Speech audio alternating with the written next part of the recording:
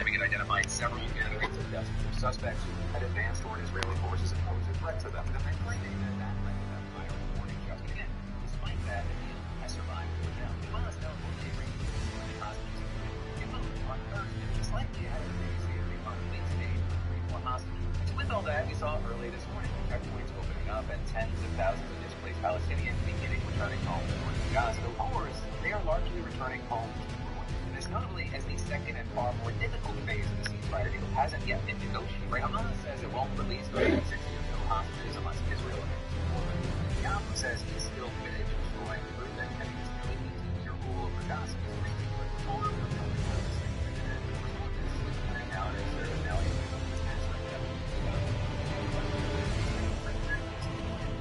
I'm just referring to Trump as a wild card. With that sort of thinking, you've had people pointing to Trump speaking to reporters on Air Force One after a meeting with the King of Jordan and saying this about Gaza. You're talking about probably a million and a half people. And we just the whole thing. And with that, you had Trump specifically leave Gaza or be taken temporarily or long term.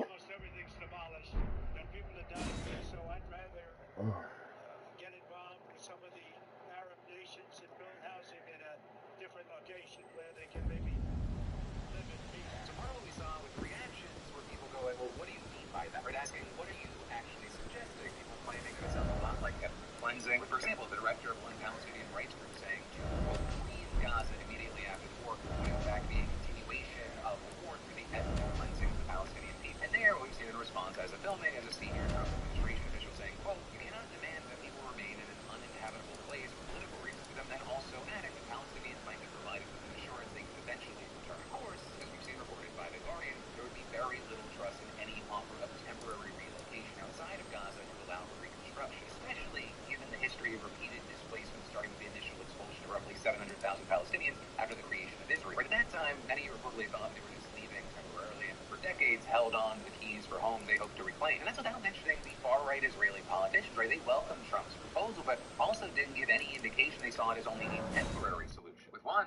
for example, writing on X that the idea of helping them find other places to start a new, good life is a great idea, with him then going on to say he would work closely to ensure that there is an operational plan to implement this as soon as possible. And another similarly vowing to work with the government on a plan, saying, when the president of the world's greatest superpower, Trump, personally brings up this idea, it is worth the Israeli government implementing it. Promote emigration now. But then, with all this, Jordan and Egypt have firmly rejected the idea that they would take in refugees from Gaza. And this also, as many Palestinians have no interest in leaving. For example, one who was returning to the north today telling The Guardian, whether the ceasefire succeeds or not, we will never leave Gaza City and the north again, even if Israel would send a tank for each one of us. No more displacement. So a lot changing, a lot to keep an eye on, and a lot still developing. But then, final thing today, let's talk about that last show with some commentary brought to you by Wake and Make Coffee. Because while coffee prices have been on the rise and there's some uncertainty in the space right now, over at wakeandmake.com, we got some more support. Whether it be our famous 3 staple rows, guiding light, happy medium, or dark matter, all of which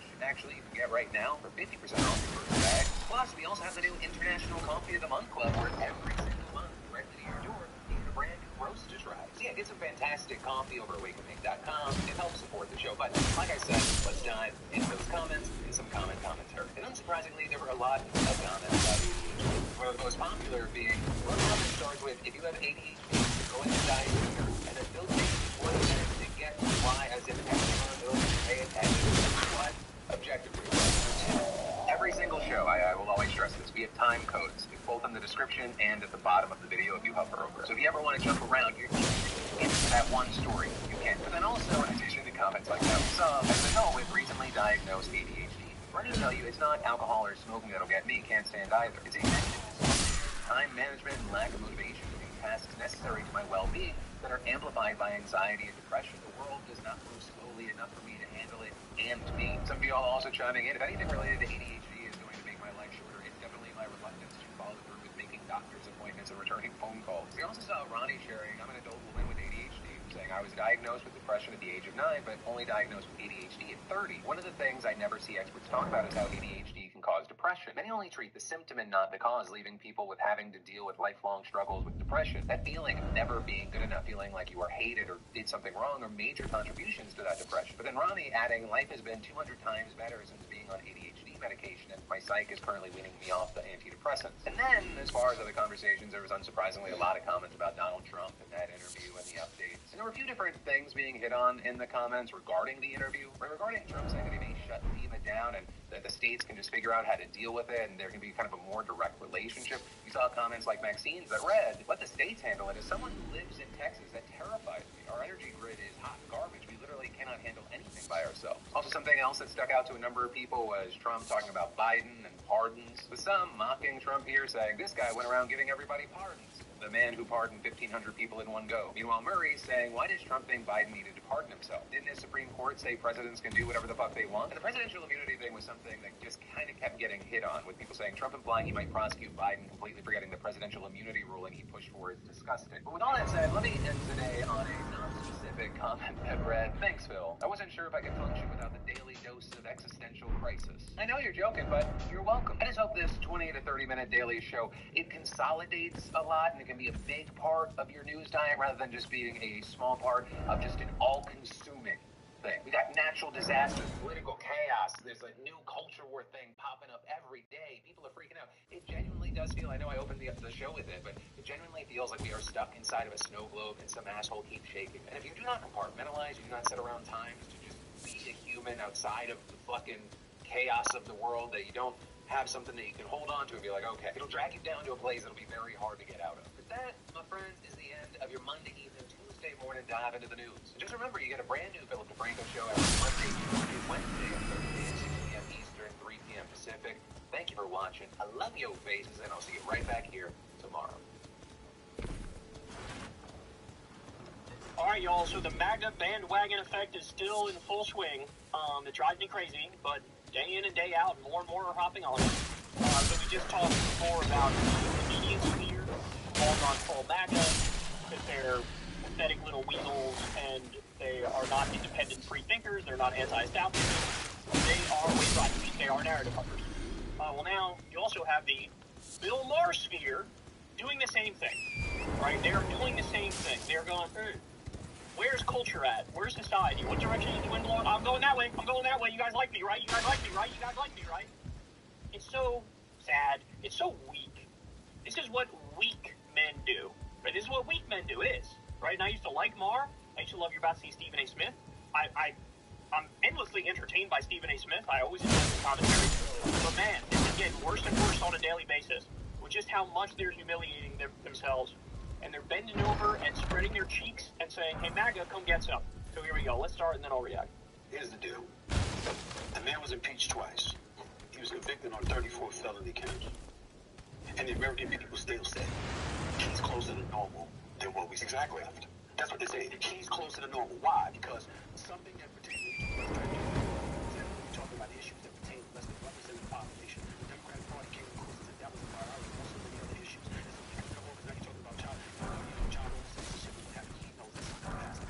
Kamala Harris did not mention trans people or trans issues. She just didn't. She didn't mention it. Not once.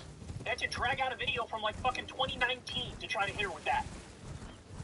And Stephen A. makes it seem like, oh, these Democrats, they won't shut up about trans issues. That's why Trump won. They're just totally swallowing, hook, line, and sinker, the right-wing narrative, the fake, made-up right-wing narrative. When you talk about the issues that pertain to less than 1% of the population, the Democratic Party came across and said that was a priority, more so than the other issues. How could they have come across like it was a priority when they didn't fucking mention it? Guys, this is what happens when you have a steady media diet of right-wing bullshit. Stephen A. has been open about the fact he likes listening to Mark Levin and Sean Hannity.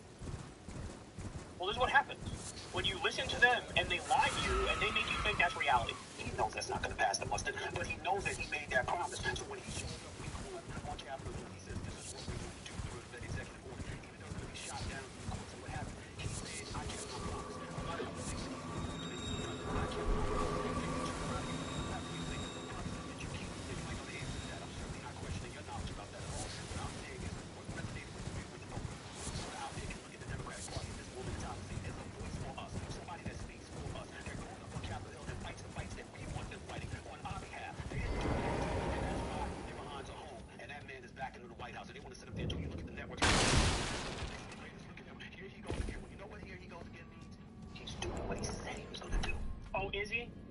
doing what he said he was going to do? Oh, is he?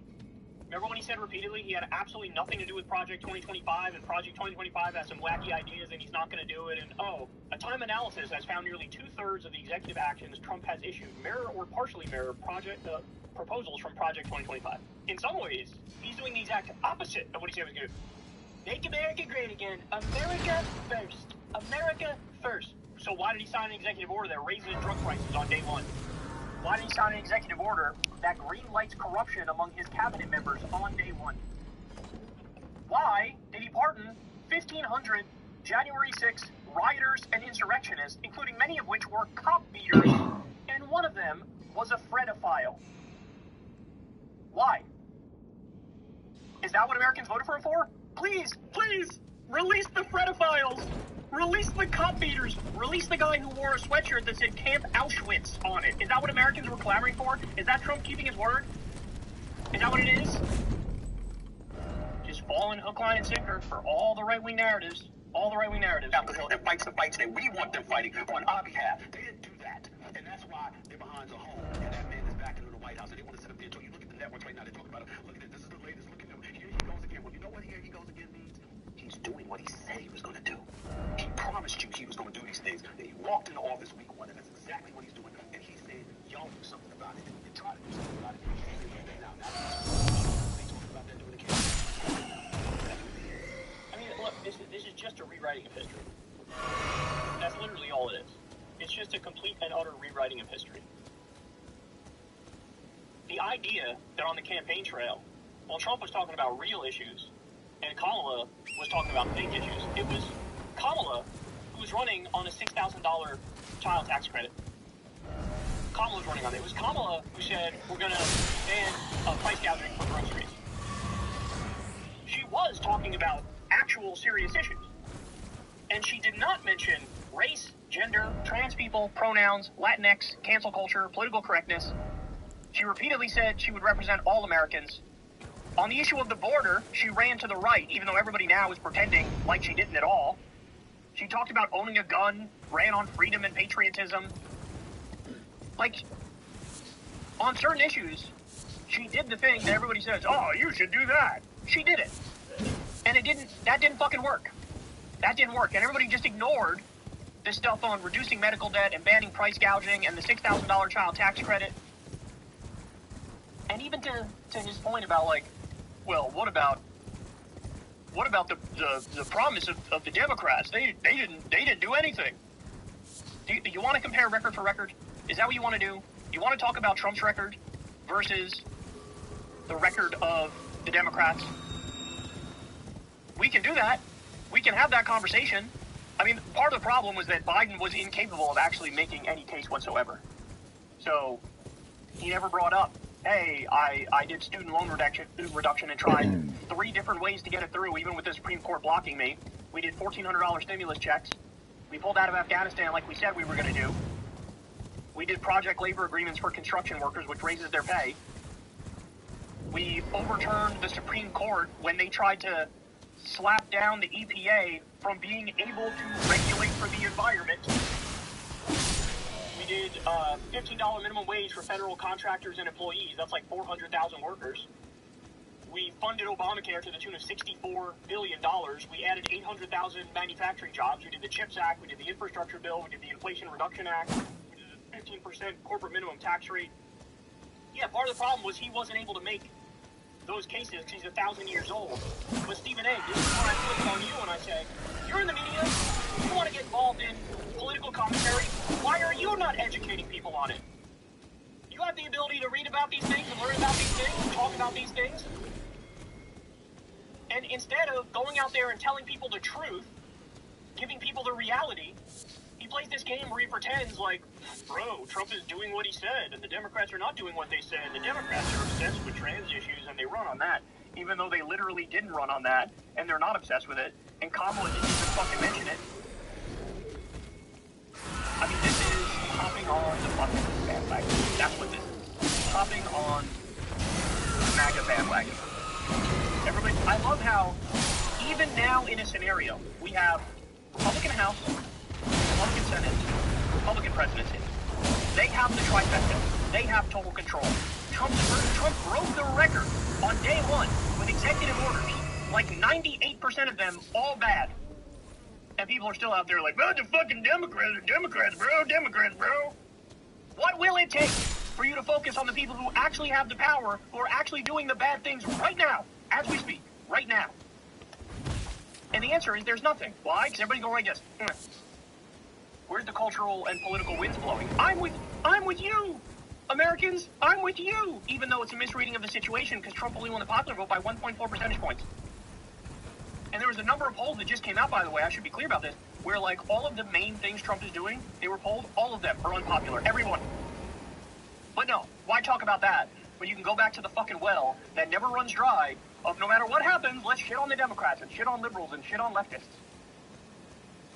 But I'm not done. So there's Stephen A. Smith's contribution. But now we're going to go to Bill Maher's. Here's what's so interesting about this. The reaction from different generations. Older people think it's bad to shoot a guy in the street.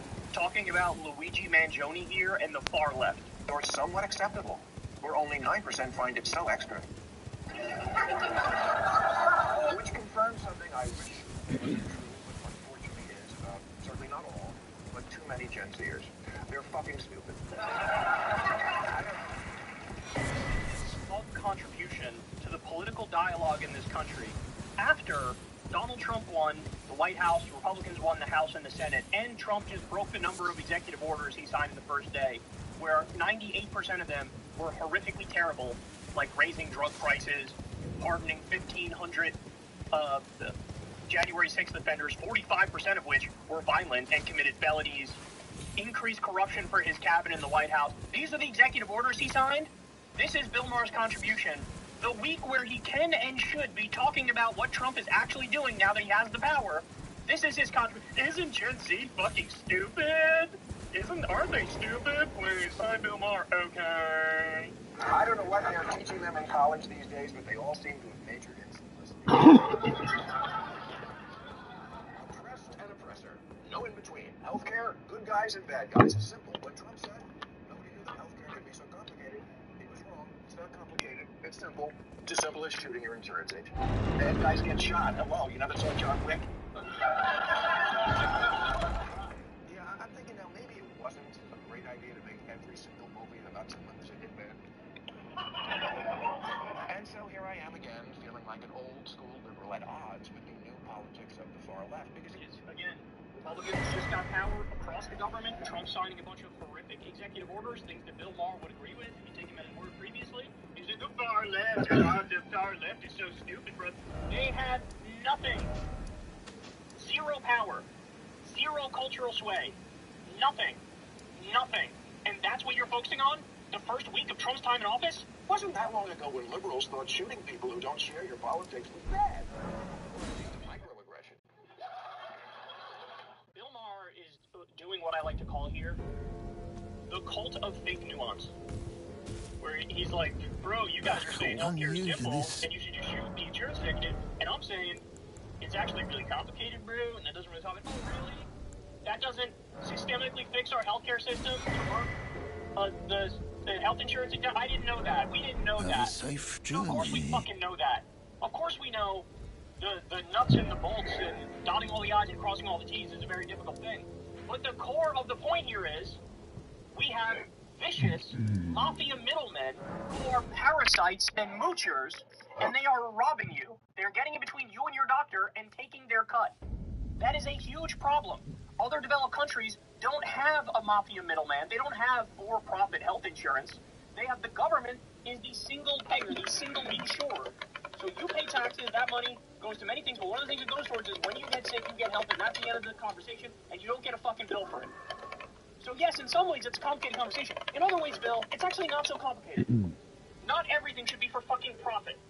And this is something you used to know, and you used to talk about, except now, after Republicans gain total control of the government, you want to come out here and shit on the far left. Doesn't dumping someone full of lead verge dangerously close to mansplaining? And what about gun control? The map of the district.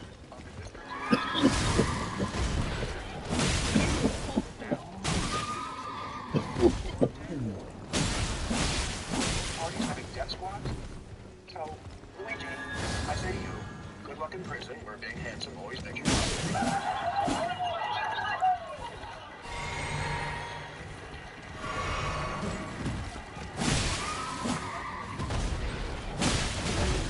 you're not wrong.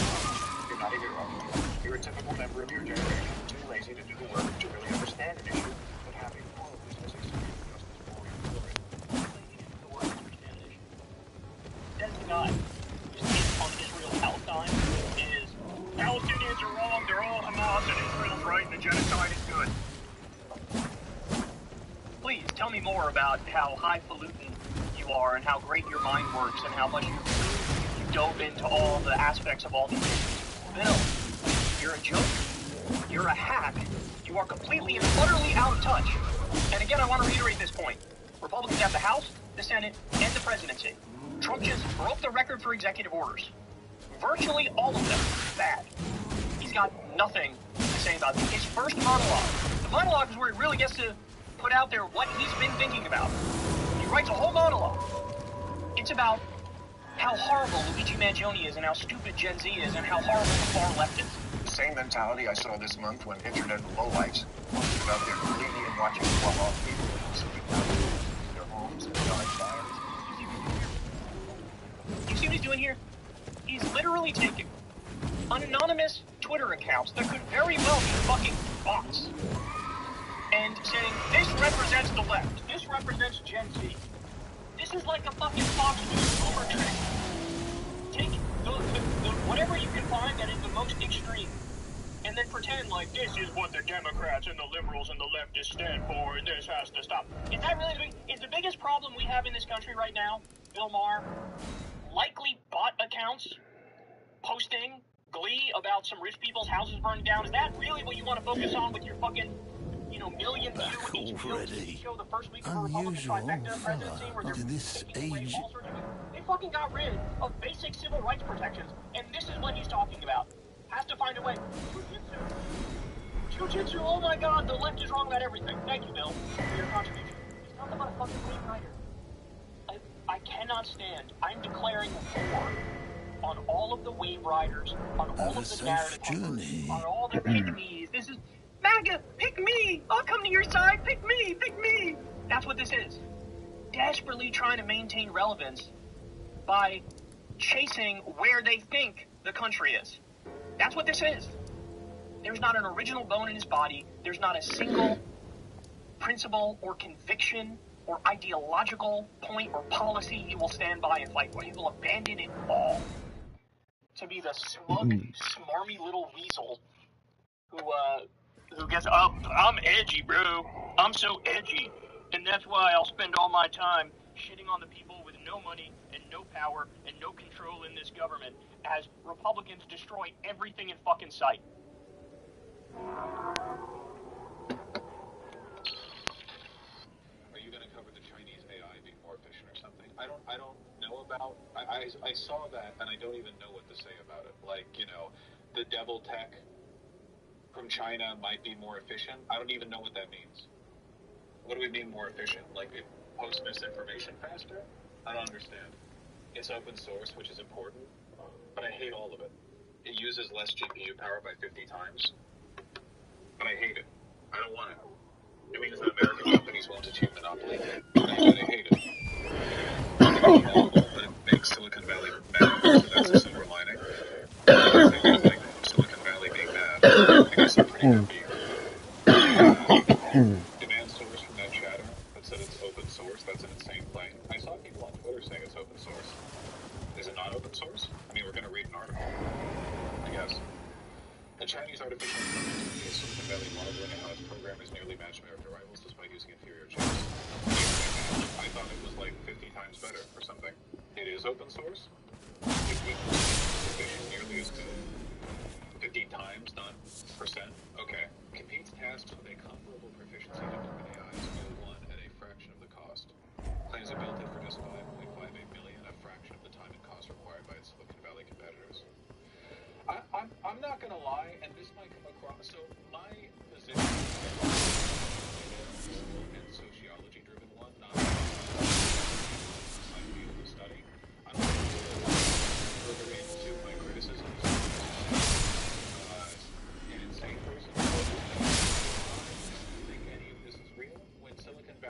that they want 500 billion, 500 billion in military contracts being diverted towards, shareholders, and meanwhile somebody's like hitting a computer with a hammer. I don't believe in any of this. I don't think it's real. Like, basically every big Silicon Valley tech boom over the past few decades has been completely made up. From the dot-com bubble and onward, you get like real technological developments which are made in practical science labs. You know, you have like R&D teams that do that shit. But apart from that, everything I think is just fake. It's just fake, like investor speculative bubble hype bullshit. It's not real outside of that.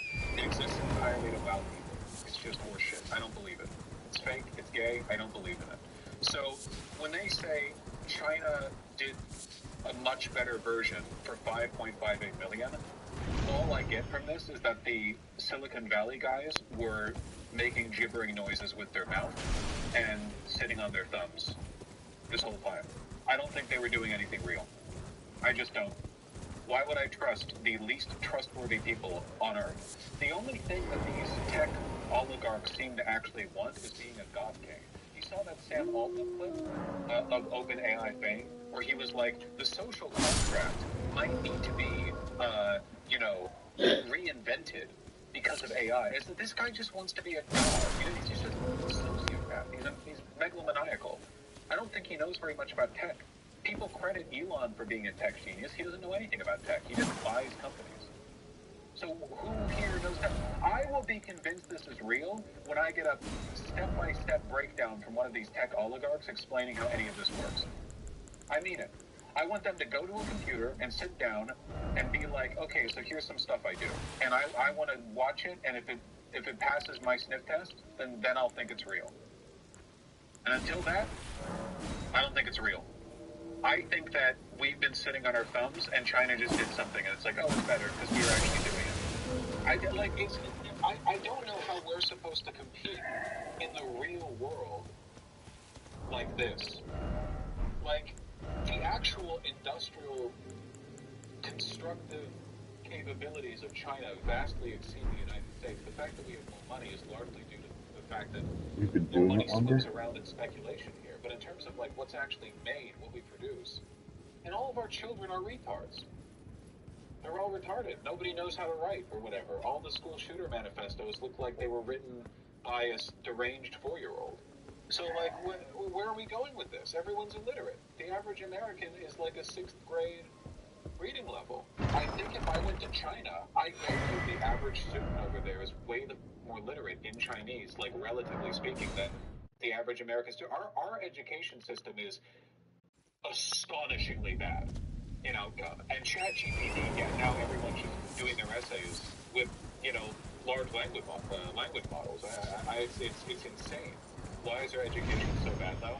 Because once the economy in America, so at first the American economy was agrarian, then it became industrial. We wanted people to be able to read because people who could read and do arithmetic made for better factory workers, secretaries. They made for better administrators. It was easier to have everyone be taught basic skills than it was for the company to teach those people basic skills in order to hire them. And they needed more people than just the ones who already would have been given an education, like noblemen or whatever. You want people who can read but weren't born to a wealthy family because those people won't be doing the jobs that require you to read, But over time, that went to like industrial society, American workers in factories. You go through World War II, and then eventually you have the Rust Belt, the death of American manufacturing. We move into a service economy, but now 95% of the wealth in America is just retard VCs in puffered vests jerking themselves off while circling money around the drain. There's like $1 trillion in the real American economy and 50 trillion of fake bubble money that dipshits play around with. 80 IQ dipshits are just bouncing around, trying to keep the balloon from hitting the ground, So in this environment, why give anyone an education? Who cares? The real economy is up there, and it's totally fake. It used to be your economy was heavily dependent on having people with the skills necessary to run a factory or whatever but nowadays, nah. So who cares? And America's kind of been at the forefront of this development. It's happening everywhere in the world. the developed world. But in America, we are the most, like, fake economy, basically. Kids in schools understand this intuitively, and it's a big reason why they don't care now. Yeah, and they're not wrong. I mean, it still makes them stupid, but they're not wrong in that, you know? It used to be if you were good at math or good at speaking, good at selling something, that could mean something. As recently as your parents' generation, if you go through school and you're good at math and you're pretty good at, like, talking and, you know, pitching an idea, you can be a good salesman, and you can sell yourself to a company off of being good at being a salesman. You can be like, you know, yeah, and here's my skill set. I'll show you. You go up to the business and you're like, hey, take a look at me. I'm pretty good at it. You know? Nowadays, this isn't real. Nothing's real. None of it's real. So, like, who cares? So anyway, I don't know. China made a better devil machine. China has improved in our torment nexus precisely.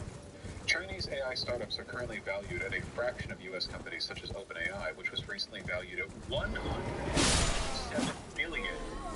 This is what I mean, man. It's all, like, totally fake. What is it? 157 billion what? Show me the $157 billion in your factory. Fake. It's all fake.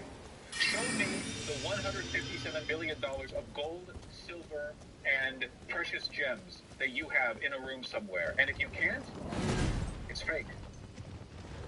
Because financiers are unsure about their ability to monetize their advances. That's crazy, man. Yeah, we developed something, and we don't know how to make money with it. Please, venture capital, give me infinite money. Give me infinite money. Is that how you do company valuations? I would if I ran Wall Street, absolutely. Oh, Tesla's worth $50 bajillion. How many cars have you made?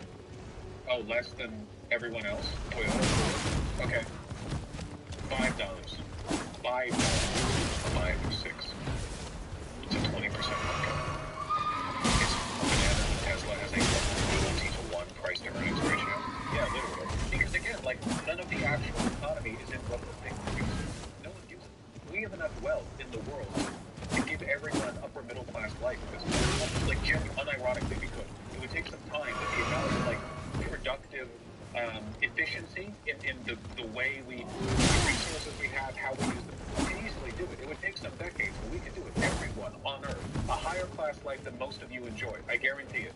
No, it's not like the money. No, that's not the way forward. The way forward isn't actually, like, doing that stuff. The way forward is just trading VC capital around.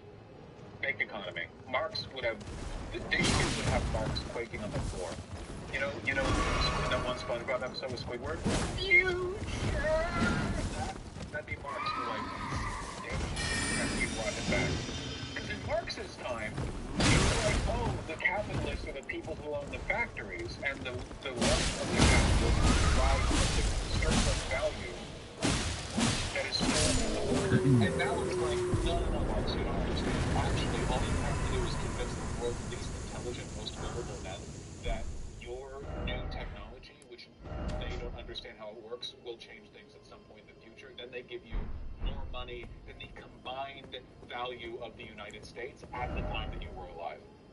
Marx wrote about finance capital. I know, I'm being a little bit Josh here, but finance capital back in 1880 was nothing compared to finance capital today. Not 1880, 1860 or 70.